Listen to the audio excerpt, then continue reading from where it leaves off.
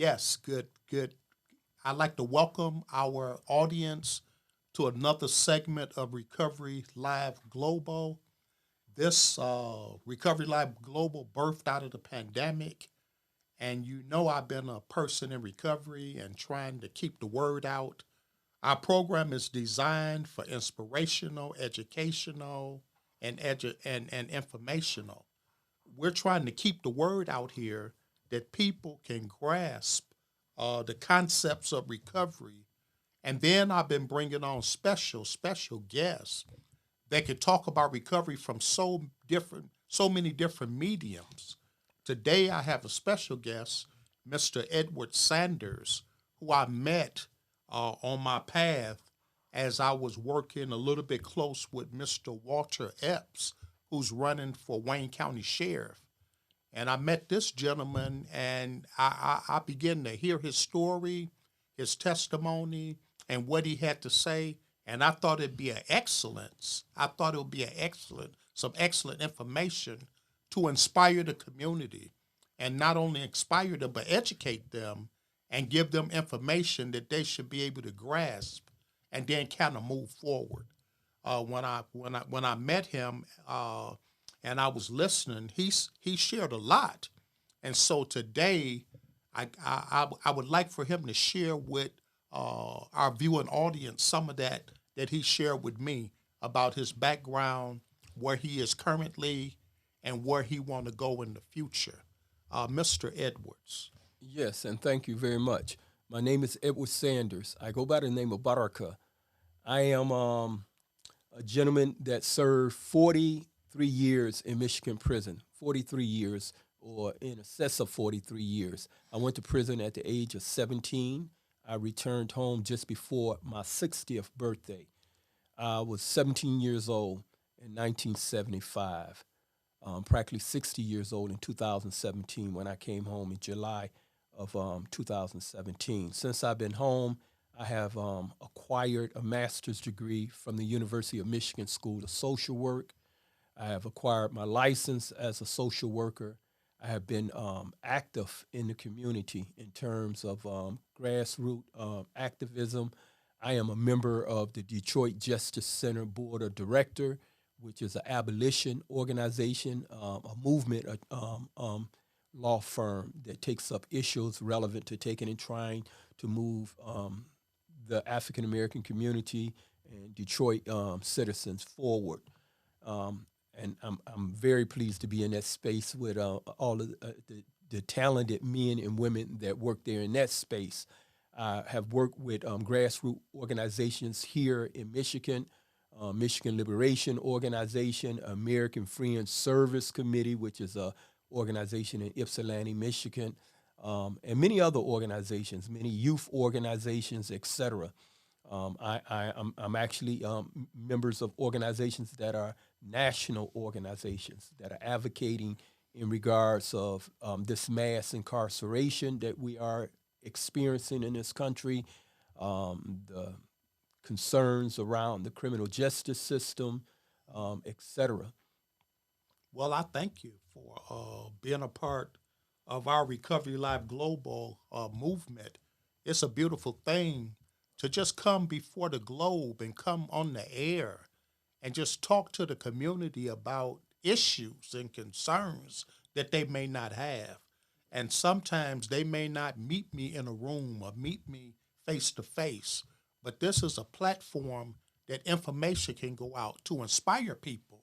There's a lot of individuals that feel like they have been wrongly incarcerated for things that maybe they didn't even do. And I'm noticing now, because of forensic evidence based testing, and now that a lot of individuals through forensics, there are evidence based that they wasn't even there at the time of the crime.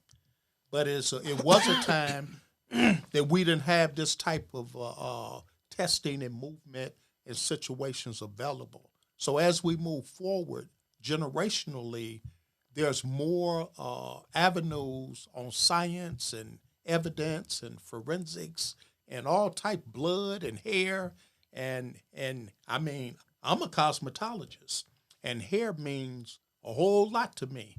Yes. And I tell you something, the hair tell the story.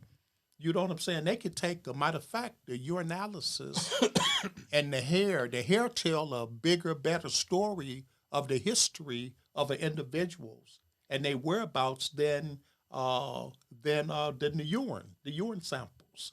Right. And so Right. they're using hair now.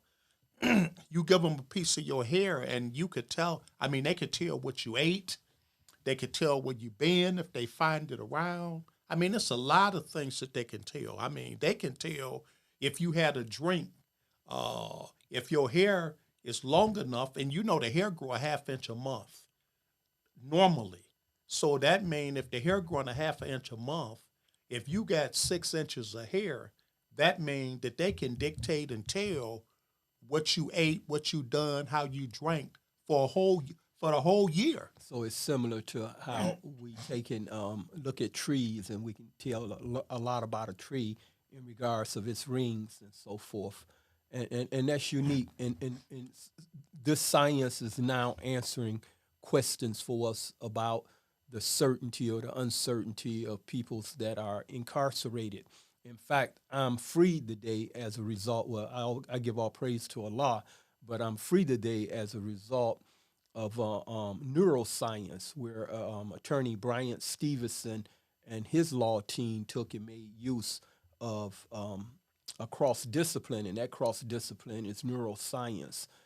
Prior to the use of that neuroscience that they took and used, took into court as exhibits to further argue their legal case, um, they rebuked the idea of pseudoscience that was being used and argued that children, because they mimic behavior that is the same behavior of adult, that they themselves are mature enough to take and be treated as an adults, and that they are stuck in that, they are stationed in that development where they are when they commit that act, and that gave the impression that children could never be reformed, could never be rehabilitated. And neuroscience showed just the opposite. It took and demonstrated that children are, in fact, more vulnerable. They are vulnerable to their to peer pressure. They are vulnerable to the environments in which they live in, and they tend to take risks in their adolescent years. But as they mature, they are actually more capable of reform than any other part of our population. And with this evidence being presented to the United States Supreme Court, the court came up with the conclusion that the children are actually innocent of the mandatory and the harshness of the sentences that they were serving in most instances. So they demanded of the states to take and go back and take a second look at these children, even though the court made a ruling for the adolescents that were under 18 years old. The science was much broader than that. The science included adolescents, not just early or middle adolescents, but even late adolescents, and that means people who are in their mid-20s.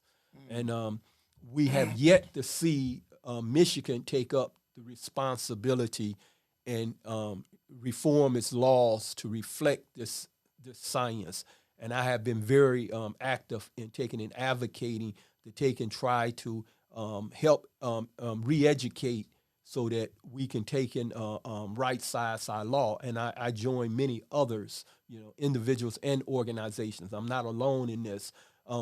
We are even joined with the survivors' family members, or the victims' family members and their loved ones. They are included in this group, in this voice that is taken in action. Many times the prosecutors like to take and just speak about the victims as though they are one dimensional, but there is a pluralistic voice there.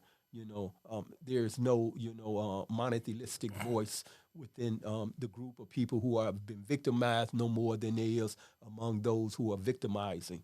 Yeah, because when you think about it, everybody that had a relationship with the what language? Victim of situation. In other words, when my son go to prison, I go to prison. Exactly. And when Exactly. my mother go to prison, I go to prison. Exactly. Why? Because I have a relational attachment to this family member of mine. And just like they're doing time, I'm doing time too because I'm at home wondering and thinking and trying to engage different methods of keeping the relationship going. And because of the barriers that's out there, number one, I got to drive to Ionia.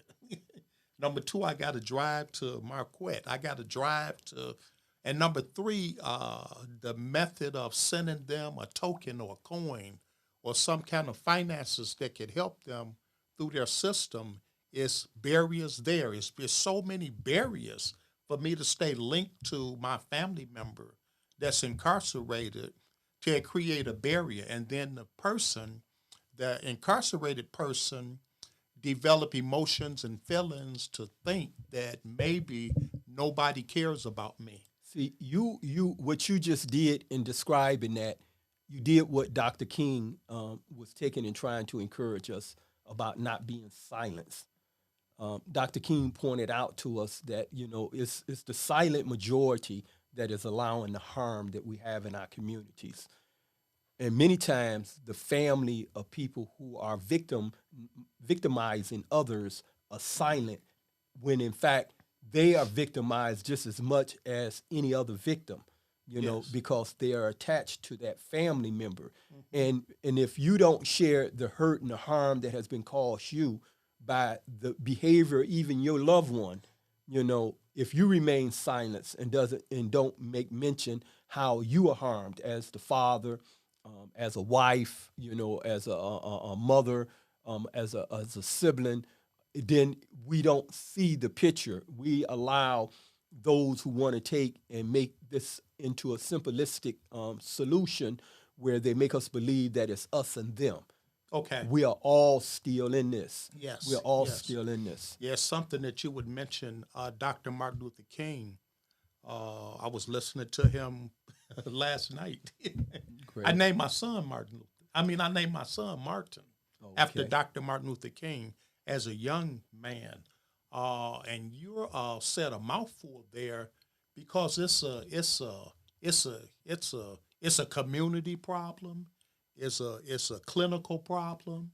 It's a clergy problem. All of these dynamics, and we can't keep separating clinical from clergy and clergy from clinical and clergy from the community. We got to come to the table. And let me share with you, this is very personal. And this is very personal. When I was in prison and much younger, people would call me Malcolm. Okay. People used to call me Little Malcolm after Malcolm X. And they didn't know it. They didn't know it that the victim in my case had died on February the 21st of 1975. And they didn't know that every time they referred to me as Little Malcolm, as I had took and progressed it in prison, I began to read and study and so forth. And Malcolm was one of the early people that I began to take and study. And when these individuals was calling me Little Malcolm because of my resemblance, light skin, sandy brown hair, this little gold teeth and so forth when I was a much younger kid, and they kept saying Little Malcolm, they didn't know that when they said that, it made me remember the victim in this case who died untimely and young and black in the city of Detroit in 1975, February the 21st. In 1975, Malcolm was killed or martyred in 65, February the 21st. And so every time they said that, they didn't know it was a wound. It was a wound because I related him to Malcolm. I didn't separate him from Malcolm. He had just as much as the right to be to have life and his liberty, and he wasn't doing anything wrong on that particular night, no more than Malcolm was doing anything wrong. And so we are not separate in this. Somehow it's going to come back home. somehow it's going to come back home. And this is what we finding. We took and got behind politicians and demanded, hey, to address the crackdemic with the judicial system, with the penal system.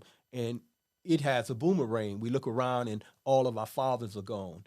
All our mothers are gone. All our sons are gone. The community has an absence of black males as a result of a demand that we made. It was a short-sighted solution. That solution didn't work, and it will not work. And we need to correct it and quit talking about it. We need to quit allowing people to take and prosecute us from one political cycle to the next political cycle. We don't need to take and discuss this for another decade. We need to take and address solutions, bring the men and women back into our community, and never again take and try to address social issues with the penal system. Yeah, we need to have other tools in that box. And if you do your stats, punishment have never changed behavior. No. You see what I'm saying? Change of a mindset is what changed behavior. Not if you punish me for doing wrong, then I'm going to be angry and I'm going to do what you say, but I'm not going to be doing it from the inside out. I'm going to be doing it from the outside in. But if you would encourage, they found out that if you would encourage a person for doing right, they'll do more right.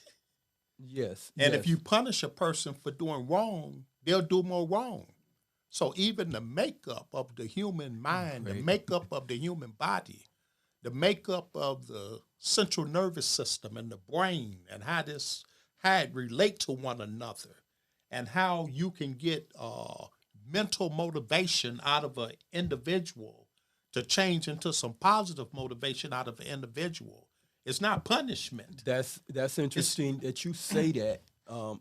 Michigan once used to take and follow the social sciences in terms of how it took and did its law, how it took and shaped its law. You know, we was the first state that abolished the death penalty, not just for people non homicide cases, but even for homicide cases. We was the first state, the first territory in the Western Hemisphere that abolished the death penalty. We was one of the earlier states that began to take and use good time incentive, that when prisoners took and behaved well, were free of misconduct, that we reward them with good time, you know, which make good sense. And we got away from that. We allowed demagogues to take and come in and divide us and make us believe that somehow giving people incentives only took and encouraged them to do the opposite of what you said, which we know the social sciences tell you no. If you give people, if you encourage them and expect something of them, they would do well. Yes. You know, they would do well. Mm-hmm. And that philosophy have changed my methodology in the way I work, you know, as a clinician, as clergy, it motivates me to think a little bit different.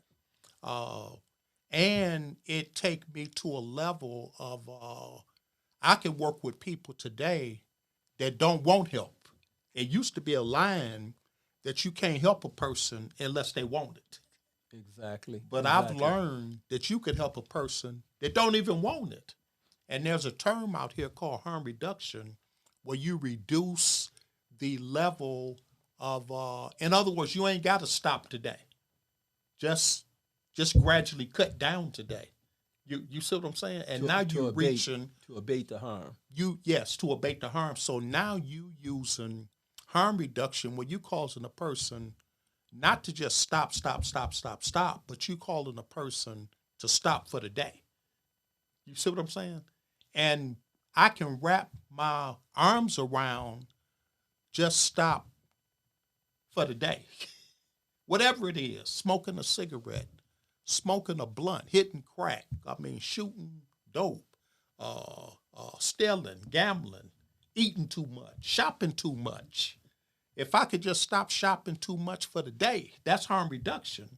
It's a possibility that a month or so down the road, I may have killed that shopaholic attitude.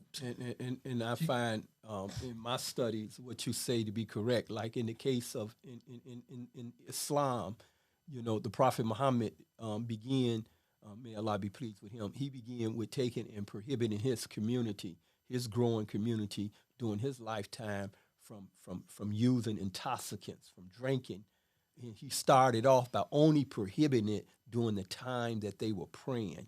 Amen. Okay, Yeah. so they drunk outside of the prayer, but they were prohibited that when they came to prayer, that they come to prayer in that state. So they were prohibited to do that, and then subsequently, drinking was prohibited altogether. So he Yes. started off with this gradual thing. Yes. It's just more user friendly. I mean, if I'm a toxic individual and I'm smoking, you know what I'm saying, all day long, if you can motivate me to stop smoking, like you say, during the prayer or during the Sabbath or during the Sunday or during the Lord's Day, Exactly. that will motivate me, because if I get some good results in days like that, it's a possibility that now I could do a Monday. And we are creatures of habit. Yes. And we, just as we can take it, we can recreate new habits as opposed to just trying to take them on suddenly. You can gradually try to take them on. I'm telling you. And the expectation part, when I was in prison and I was finishing my undergraduate studies, I can remember I got ready to transfer from a prison in Jackson to take and go to Detroit.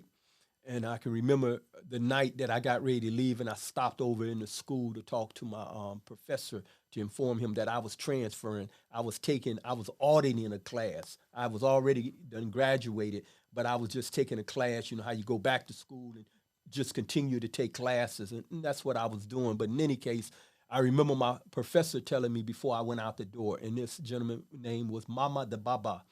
He was from Ethiopia, okay? And he took and told me, he say, don't forget, we expect something of you. Mm-hmm. And I said, yes, I understand. He said, no. He said, I'm not talking about the ordinary. He said, we expect something from you. Mm-hmm. He said, we expect something very exceptional from you. Mm-hmm. And I remember how that hit me, because me and this professor, we would tussle in the classroom and argue about some of everything, and we had our difference, he was a Christian, I was a Muslim. He had his views about certain things. He had his experience as a person from Ethiopia that had been oppressed. And in fact, he served time in prison over in Ethiopia. Okay. He was once a political prisoner, mm-hmm. and he had been tortured by his government and so forth. So we had many different views and so forth. He seen Islam differently than I did because his experience in Africa was different than my experience. I've never been to Africa, but in any case, he impressed me that someone did expect something of me. Wow. That someone did expect something of me that was exceptional. And I have acted with that attitude, not just since then. My grandmother always, impressed that upon me, and so, and my aunts and uncles, etc. And I'm very appreciative for that. And I think the evidence of that is that, hey, after 43 years in prison, I came home, and within less the time that I or a person would be on parole, I completed a master's degree, at the leading school in the nation of social work. And so that's the evidence of that, when you expect something, when you expect something greater. Mm-hmm. Mm-hmm. And sometimes there was a term I heard that sometimes you got to begin with the end in mind. In other words, your goal have to be in your mind. Yes. While you working through the different processes. Can we pause right now and take a break? Just take a station break, and then we'll be right back. Stay tuned. Well, you might be out there and you want to support the Recovery Live Global efforts. You can do so by purchasing one of our Recovery Live Global t-shirts. So I'm wearing one. If you look at it, it's here. We're moved into merchandise. So you can call us at 313-694-2140. That's 313-694-2140. And just say, hey, I want to support the ministry. I want to support Recovery Live Global by purchasing one of our Recovery Live Global t-shirts. And I had shared with those, if you live in the metropolitan area and you want a t-shirt, I'll deliver it. I'll deliver it myself. There's no cost for deliverance.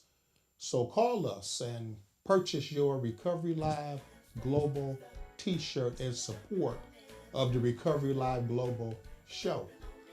So uh, support us. It'll be a good thing. Welcome back. This is hey, phase two of Recovery Live Global. And we're back with Mr. Edward Sanders.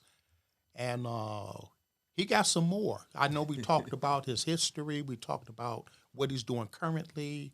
I'd like to talk about now, Mr. Sanders, what your future look like, or what your hope of the future look like. Where you going? Where you getting ready to carry this? 43 years in prison? That's that's two lifetimes. That's two lifetimes that you have spent in the prison. Because they say 20 years is a lifetime. To spend over 40 years, that's almost like spending two lifetimes incarcerated.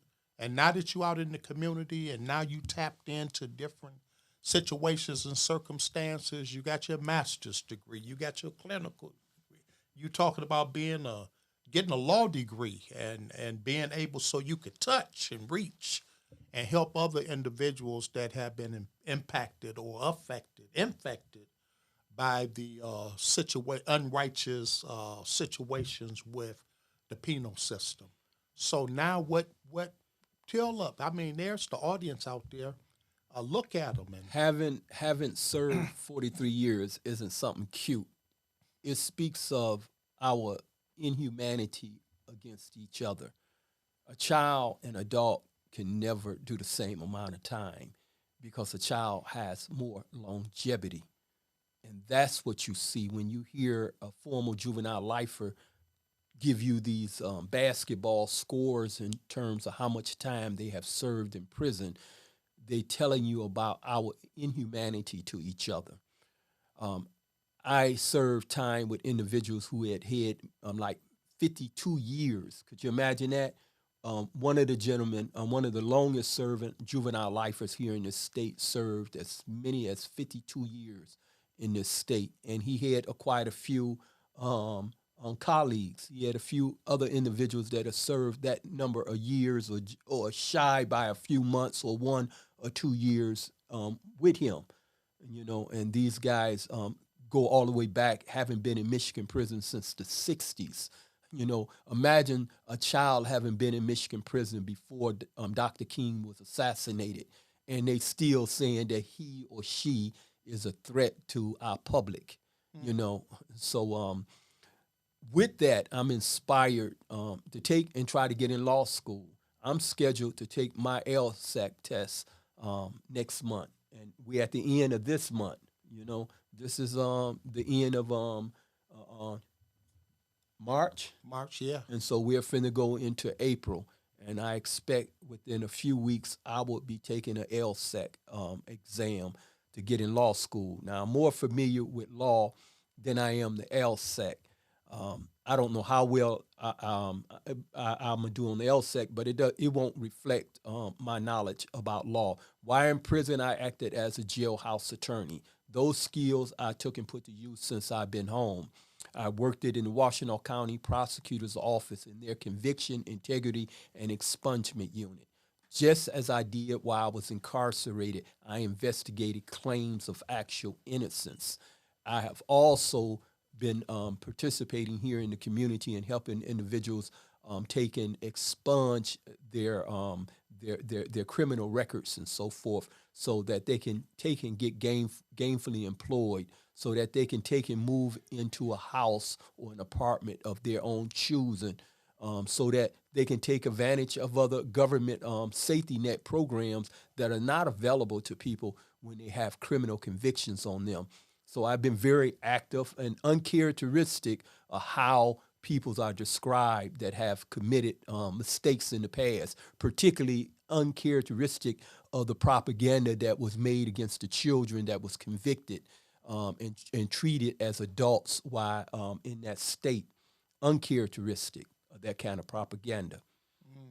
Yeah, yeah, I hear what you're saying. There was a slogan and a term that was out that says history never changes, but people do. Let me say that again. History and documentation and evidence from one's history will never change. But I believe today that people do change. Yes, people's And change. because people do change, then people need to be looked upon as an opportunity. Like, there's a term out here now called new citizens, is what we call individuals that have been incarcerated and now they back into the community.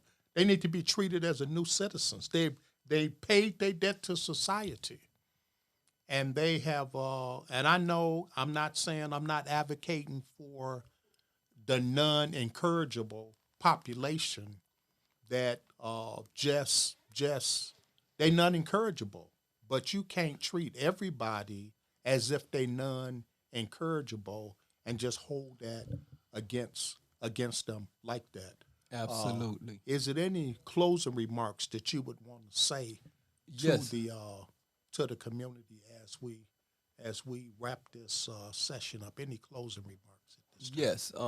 We you mentioned the new citizen, and I may mention to you before. I am very particular about the use of labels and terms, and even though we don't want to get bogged down on it, but we do want to remain conscientious. Like, there's one term, returning citizen, and I may mention to you that no one that has been incarcerated in the United States returned home from prison with their constitutional rights. So to take and label a person as a citizen that has experienced or come in contact with the criminal justice system is guidance. It takes and cover the reality of that person. The person need to take and be accepted again as a citizen. Okay. Okay. I don't have the constitutional right to take and literally protect myself. I don't have the right to take and protect my home. I don't have the right to take and protect my property. Once I have been convicted, those rights are taken. Okay, and so these are big concerns. We do, like you may mention that history don't change. No, we have been prosecuting children as adults for centuries. Remember, Moses, before he was even born, he was wanted. Okay? Wow. Okay. Yusuf was convicted as a young man and put in prison and served as many as 12 years in prison, not because he was guilty, but because the women of his society, or the higher society, was guilty for taking and lusting after him and wanting him. And so they took and to protect us, themselves from their immorals, they took and imprisoned Joseph. I call him Yusuf, which is his name in the Quran. But we're talking about Joseph that you know in the Bible. So when we talk about innocence is something that it has different levels of culpability. Okay, sometimes a person can participate in one thing, like they refer to the children, juvenile lifers, as child killers, when in fact most of the children were aider and abettors. That means they was not the principal. But your politicians, your prosecutors, and others refer to all of them as killers, as child killers. They are taking and trying to cover their inhumanity to these children by demonizing them. And this goes all the way back to the time that Christ was born. They were looking for a Messiah before Christ was born. and they was looking to take and kill that child then. So this mentality of taking and somehow turning on our own children is history repeating itself. You know, we look at the stories and hear the stories in our congregations, in the mosque, in the synagogue, and the churches, and we don't see ourselves as being that oppressor, but that's where we are today, where we are tolerating this type of inhumanity against each other. But I'm still optimistic about our future. I'm still optimistic and positive about us bringing about a change. I agree with Dr. King. You know, it's gonna come. We may not be present with all of each other in terms of when that come. I may not be present. You may not be present.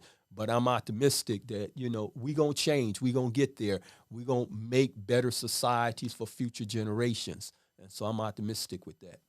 Yeah, and I just want to say thank you for coming and participating. This has been another segment of Recovery Live Global. Stay tuned. Listen up. We inspirational, educational, and we're going to be providing information, education, and inspiration to help the community go to new levels as it relate to walking this walk in the recovery processes. God bless you. Stay tuned. We have more to come. Gonna have to get you to come back one day, brother. Absolutely. And share with us some more. I know there's some more in there. Absolutely. And so we'll get you to come back and share some more. Absolutely. This has been another segment of Recovery Live Global. Stay tuned. Stepping on in, step.